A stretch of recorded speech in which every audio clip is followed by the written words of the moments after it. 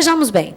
Legalidade aparece desses dois jeitos aqui, agir autorizado por lei, ou como um sinônimo de legitimidade, que é o conteúdo da norma, no sentido de que a ação do administrador público tem que ser conforme o direito, conforme esse conteúdo que está na Constituição da República e todo o ordenamento jurídico. Vamos, então, agora, Eli, escrever aqui como que a impessoalidade aparece nas questões de prova. Se eu dividir o quadro aqui em 3 partes, vai ficar fácil. 2.1. Impessoalidade é sinônimo nas provas de igualdade e isonomia. Vamos escrever aqui, e aí eu venho com a explicação. Igualdade e isonomia. Como? Por que vocês vão fazer concurso público? Porque existe um critério impessoal de escolha para o preenchimento de cargos efetivos. É assim em todos os cargos públicos? Não, nós temos os cargos de confiança, que são, na verdade, cargos de livre nomeação e exoneração. Então, neles, a escolha é pessoal ou impessoal? Pessoal, é uma exceção à impessoalidade. Dizer que a administração deve tratar as pessoas de modo impessoal é dizer que deve tratar a todo mundo com igualdade, isonomia, seja no atendimento ao público, seja em relação à escolha, por exemplo, a preenchimento num cargo efetivo, ok? Então, legalidade, impessoalidade, num sentido mais simples, seria essa ideia de sinônimo de princípio da igualdade e princípio da isonomia. Mas também, impessoalidade aparece nas provas de concurso com o seguinte significado. Olha, se o administrador público foi colocado, né, no cargo por você, que seja por uma eleição, como são os mandatos eletivos, né, ou uma outra situação específica, ou mesmo você tem os seus representantes no Poder Legislativo, pode um prefeito subir num palanque e dizer assim, eu fiz essa ponte, eu construí esse hospital maravilhoso, eu fiz aquela... Ora, se o dinheiro é da administração pública, não é da administração pública, eu já estou falando do todo.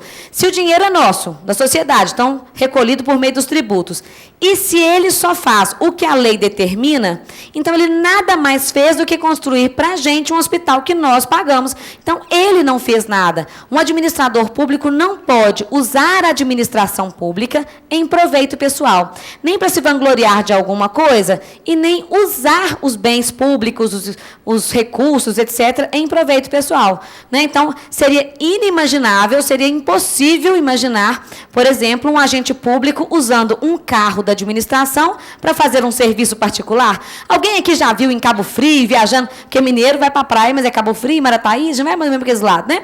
Aí a gente está lá no Rio, já viram uma placa assim, Prefeitura Municipal em um lugarzinho aqui de Minas Gerais? Estão a serviço, tá? Não existe isso do prefeito pegar o carro da administração e sair por aí no final de semana indo para a praia. É uma reunião importante que ele está fazendo. Então, não pode acontecer isso, de utilização de um bem público para fins particulares. De modo geral, não poderia nem imprimir numa impressora da administração um documento para a casa do seu filho. Né? Então, não usar a administração em proveito pessoal, e é claro que esse exemplo é hipotético, né? Ninguém nunca ouviu falar, né, de usar a administração em proveito pessoal. Não usar a administração em proveito pessoal é também sinônimo de impessoalidade. Não usar, eu vou abreviar aqui, AP, administração pública. Não usar a administração pública em proveito pessoal. Completando isto, e aí o último significado aqui, então, de impessoalidade, se o administrador não pode buscar o interesse pessoal, qual o interesse que ele busca? O interesse público, o interesse de todos. Então, a finalidade da administração,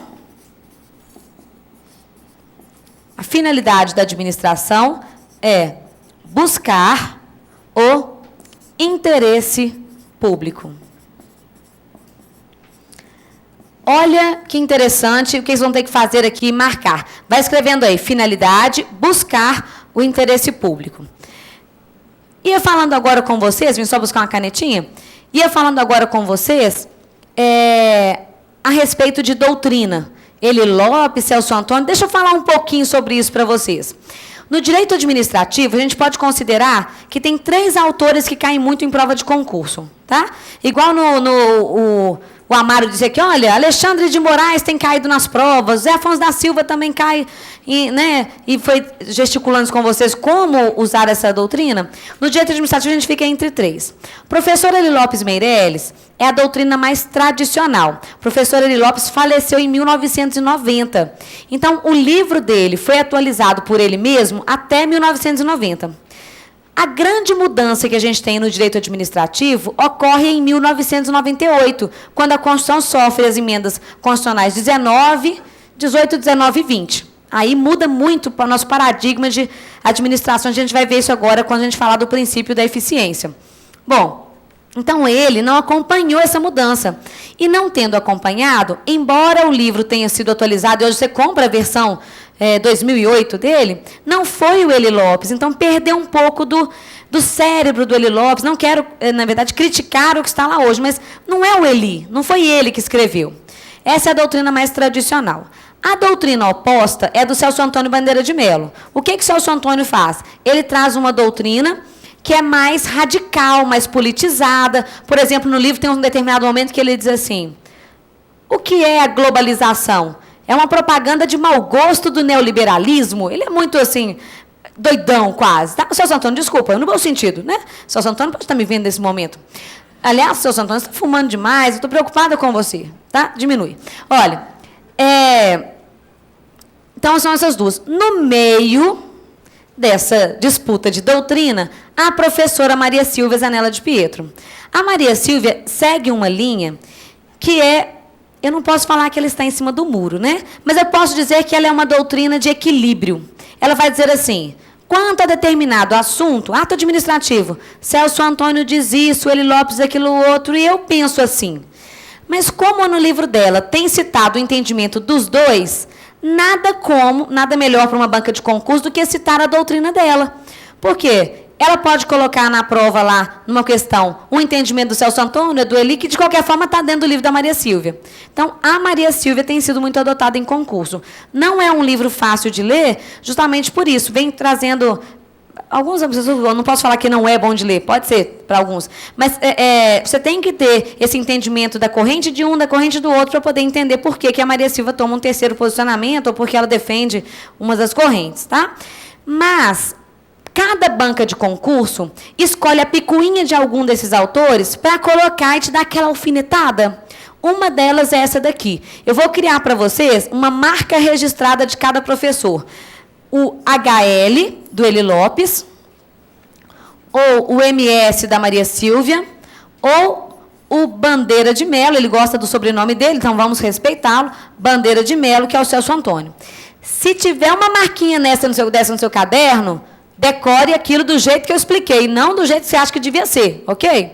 No resto, vocês podem divergir de mim. Vejam bem, a palavra finalidade aqui, que eu coloquei junto da ideia de princípio da impessoalidade, não é só uma palavra, é um princípio. E o professor Eli Lopes Meireles fez o seguinte raciocínio: qual é a finalidade da administração pública? O interesse público. Interesse pessoal é igual a pessoalidade. Interesse público igual a impessoalidade. Como o interesse público é a finalidade da administração, ele vai dizer que o princípio da finalidade é sinônimo do princípio da impessoalidade. Na hora da prova, imagina você diante de uma questão que diga assim: o princípio da finalidade pública ou a finalidade da administração é atendida por meio de qual princípio? Ora, todos. Qual princípio é contrário à finalidade pública? Nenhum. Mas não é, tem que marcar impessoalidade, tá? Então, guardem assim, ó. Finalidade é sinônimo de impessoalidade. Quem inventou isso? Professor Eli Lopes Meireles. Coloca um sinal de igual. Impessoalidade igual a finalidade. Vou explicar para vocês daqui a pouco como que a gente usa esse esquema. Vamos passar aqui para o nosso item número 3, que é o princípio da moralidade, e aí eu vou colocar uma questão de prova aqui do lado, e a gente vai seguindo assim até o final dessa aula, colocando uns exemplos e trazendo os princípios. Legalidade, agir autorizado por lei, também coincide com a ideia de legitimidade. Impessoalidade, igualdade e isonomia, ou a ideia de não usar a administração em proveito pessoal, ou concluindo a ideia de interesse público, que é a finalidade da administração. Moralidade. Imaginem que um administrador, vou ficar aqui na frente do escrito, ó, assim, sem atrapalhar. Imaginem que um administrador público crie, vocês vão trabalhar como auditores, então crie lá os cargos de auditor por lei. Observou o princípio da legalidade. Que ele faça o provimento dos cargos mediante concurso. Então, observou o princípio da impessoalidade. Mas na hora de contratar a organizadora, diga assim, olha, cobra lá o dobro no valor da inscrição e passa metade. Esse administrador público pode até ter atendido ao princípio da legalidade, da impessoalidade, mas o da moralidade ele feriu, que é a conduta ética do administrador público. Então, ferir a moralidade é ter uma conduta antiética, desonesta, de má-fé. Vamos colocar aqui, moralidade só tem um sentido, 3.1, que é a ideia de conduta ética, ou, em outras palavras, a gente poderia colocar aqui, os princípios da boa-fé, que é um A, boa-fé, honestidade, probidade administrativa, probidade, etc. Essas palavras bonitinhas todas, você faz uma inspiração e tira do fundo do seu coração isso aqui, ó, boa-fé, honestidade, probidade, hombridade, e aí você encontrou o princípio, então, da moralidade administrativa. E tem um outro detalhe.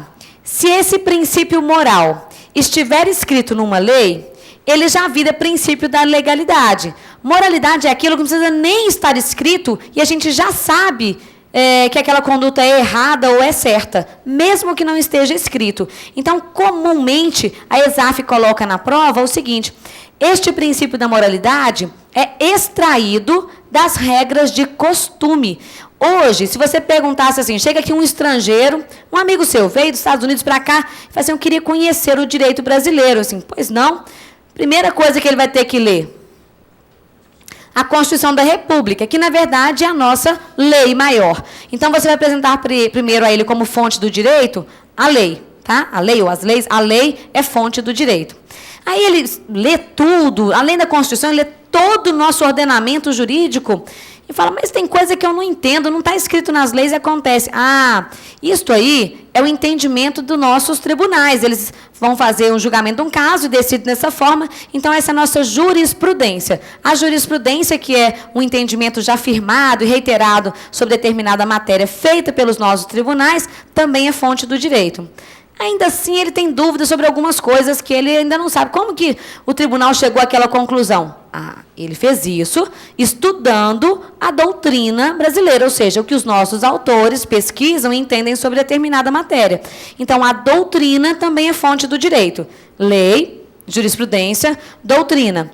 E aí ele fala, 10 anos que ele mora no Brasil, já fala português fluentemente, conhece todas as nossas leis, doutrinas, jurisprudências. Engraçado, vocês ficam em fila quando querem alguma coisa, eu não vi isso escrito em lugar nenhum. Ah, isso é costume nosso. Costume é aquilo que não precisa nem descrever e a gente obedece assim mesmo. Então, quando a gente fala de moralidade, ela é extraída da fonte do direito chamada costume. Essa que não precisa nem estar escrita para ser observada, ok? Então, vou colocar aqui mais um item, 3.2. Moralidade está associado, ligado, ou princípio ligado à ideia de costumes. Eu sei que ficou baixo para quem sai do fundo, então, lendo para vocês.